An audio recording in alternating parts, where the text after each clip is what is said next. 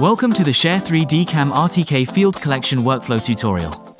After connecting the device, tap Start Operation. Tap Settings in the upper right corner of the page. Then tap RTK. Enable the RTK account switch. Tap Edit Account. Enter the account name, password, and server information.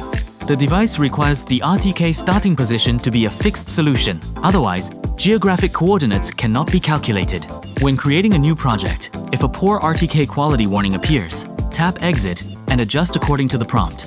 You can also tap Continue to Next Step to ignore the risk and continue scanning.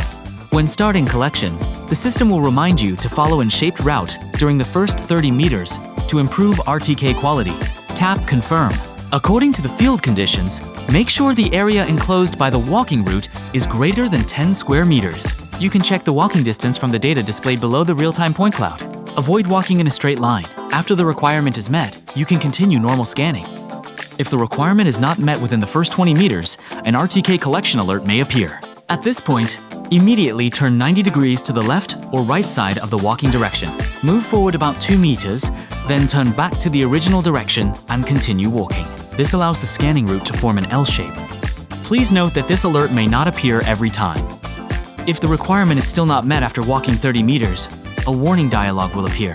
This means the current project no longer meets the requirements for RTK Fusion in post-processing. You can tap End Current Project and collect again according to the recommended route. Or tap I understand, Continue Collection to continue scanning. However, geographic coordinates cannot be calculated later. If the route and RTK quality meet the requirements within the first 30 meters, this warning will not appear. Thank you for watching.